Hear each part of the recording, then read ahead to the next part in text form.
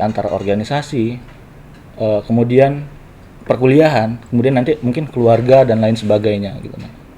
Terus ini pasti yang ditunggu-tunggu oleh teman-teman semua. Bagaimana sih cara untuk gabung di KSR STEMIC itu? Untuk bergabung di KSR STEMIC, ini untuk rekan-rekan sekalian dan teman-teman yang bakalan bergabung untuk organisasi kita, ada beberapa tahapan yang akan rekan-rekan ikuti ketika ingin bergabung bersama kami. Tentunya setelah bergabung bersama kami bakalan banyak keseruan, pengalaman, cerita, dan lainnya.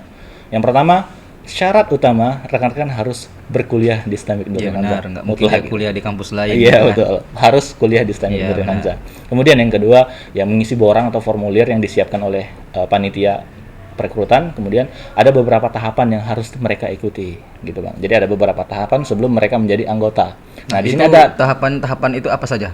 Oke, gini bang. Jadi kita ada 3 klasifikasi anggota dulu bang. 3 klasifikasi. Itu yang pertama anggota muda. Oke. Kemudian anggota tetap. Kemudian anggota kehormatan. Anggota kehormatan apa saja ini? Nah ini untuk rekan-rekan yang bakalan bergabung. Anggota muda itu adalah nantinya yang bakal rekan-rekan ikuti. Anggota muda tuh ketika rekan-rekan baru mau bergabung, mengisi borang, mengikuti tahapan dari interview, seleksi bahan, wawancara dan lain sebagainya. Kemudian ada tahapan yang selanjutnya yang namanya ORMED, orientasi medan. Di mana di sini kita akan memperkenalkan medan ketika di bencana ataupun di suatu kejadian itu seperti apa. Kita harus membekali teman-teman untuk mengenali teman-teman ketika nanti di lapangan tidak lagi gagok. Cikal bakal inilah gambaran kecil di bencana itu, di bencana. Kemudian ada yang namanya diksar bang. Diksar itu ada diksar ruangan dan diksar lapangan. Diksar ruangan tuh lebih kita ke teori sama semi praktek lah, semi simulasi.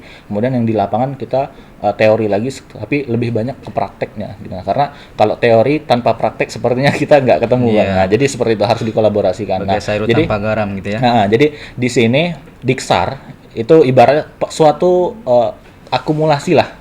Compile file materi-materi yang ada itu semua dirangkum di Diksar ini gitu. Jadi semua itu dimantapkan di Diksar. Nah, kemudian setelah Diksar ada tahapan yang namanya Mabim dan micro teaching. Nah, Mabim ini di sini rekan-rekan teman-teman sekalian nanti diajarkan untuk mengajar di sebuah sekolah binaan di PMR Wira dan Madya ataupun SMP dan SMA nanti gitu kan. Jadi rekan-rekan diajarkan bagaimana cara mengajar, kemudian bagaimana cara mendidik adik-adik, bagaimana cara memimpin suatu memimpin suatu jalannya PMR yang ada di sekolah tersebut. Jadi ya kita di sini belajar mengajar lah, walaupun kita kuliah di sini kita juga belajar ngomong di depan umum gitu. Iya benar. Nah, kemudian ada tahapannya lagi yang namanya pelantikan. Terakhir itu pelantikan proses dari anggota muda ke anggota tetap. Pelantikan ya. Jadi baru mereka bisa dikatakan sebagai anggota tetap. Anggota tetap, betul. Setelah itu tadi mereka bisa dapat ada anggota kehormatan. Nah, anggota kehormatan. Sistemnya itu bagaimana itu? Nah, anggota kehormatan itu adalah itu sebuah sebutan untuk seorang anggota yang telah menyelesaikan perkuliahannya selama 4 tahun di kampus gitu pendidikannya di kampus selama 4 tahun ataupun lebih gitu kan, mudah-mudahan 4 tahun nggak lebih gitu kan.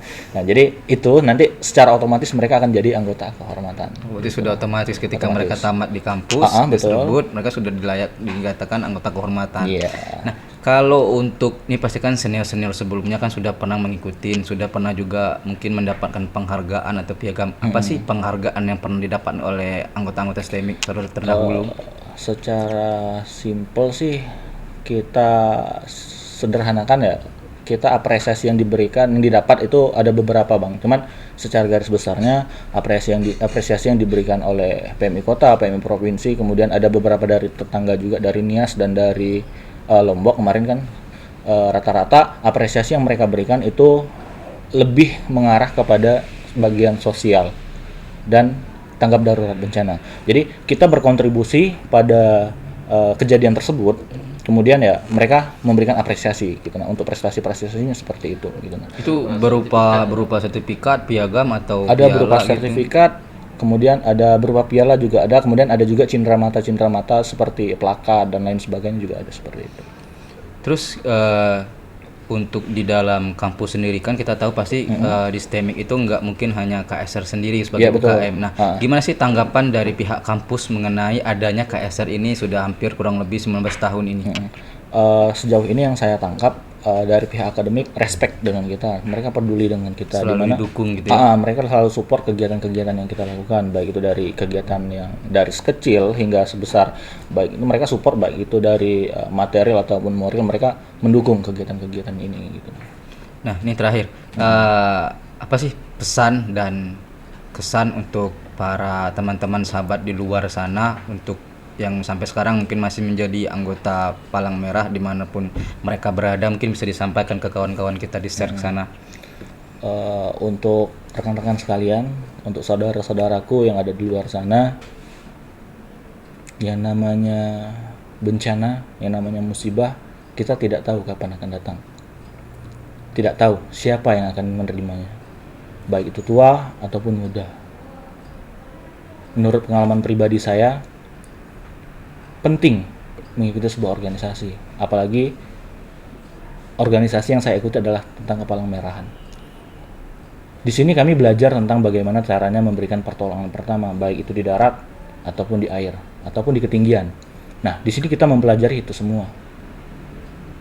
Hingga saat ini itu banyak sudah kejadian, mungkin di sosial media ataupun di berita-berita, banyak kejadian di mana suatu kejadian terjadi, akan tetapi ketika memberikan pertolongan pertama, orang tersebut tidak mengetahui tekniknya, gitu.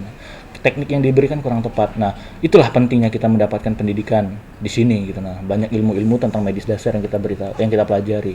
Ya, mudah-mudahan dengan kita belajar ilmu itu, kita bisa mengamalkannya untuk minimal untuk diri kita pribadi, orang terdekat ataupun keluarga ataupun orang banyak. Karena orang yang bermanfaat adalah orang yang memberikan manfaat kepada orang lain, gitu. Nah, kemudian terkhusus untuk masyarakat dan warga sekalian di tengah wabah yang seperti ini, yang sama-sama kita ketahui lagi COVID. Betul, lagi COVID-19, di mana belum berkurang, di mana masih stuck atau masih naik terus. Walaupun kita sudah statusnya new normal saat ini. New normal tapi masih tetap. Nah, bukan berarti kita beralih ke fase new normal, kita bisa berleha-leha gitu. Jadi di sini kami sedikit menganjurkan, menghimbau kembali kepada rekan-rekan sekalian, masyarakat sekalian, tetap jaga diri, tetap jaga keselamatan. Dengan adanya COVID ini banyak hikmah yang kita dapat, Bang. Banyak hikmah yang kita dapat. Di mana kita di sini diajarkan bagaimana sih hidup bersih itu? Iya. Pola bersih, pola hidup sehat. Pola bersih, perilaku hidup bersih dan sehat. Kemudian bagaimana menjaga kesehatan tubuh dengan pola makan, dikit-dikit cuci tangan gitu. Ya, nah, jangan sampai kita mengesampingkan apa yang sudah dihimbau oleh pemerintah. Mungkin itu hal yang kecil cuman sangat bermanfaat bagi kita. Betul, gitu kan. Ya, tetap jaga diri, jaga keselamatan, jangan sampai keluarga terdekat kita ataupun orang yang ada di sekitar kita raut dimakan maut. Mudah-mudahan kita bisa menjaga diri dan bisa menjaga orang sekitar kita tetap selamat, tetap sehat dan jaga keselamatan. Terima kasih.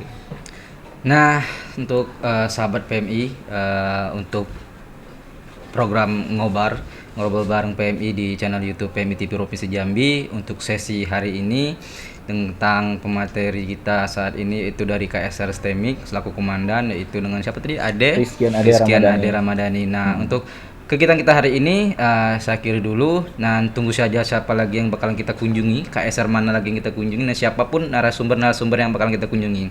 Selalu tonton dan selalu support terus channel kita di PMI TV Provinsi Jambi.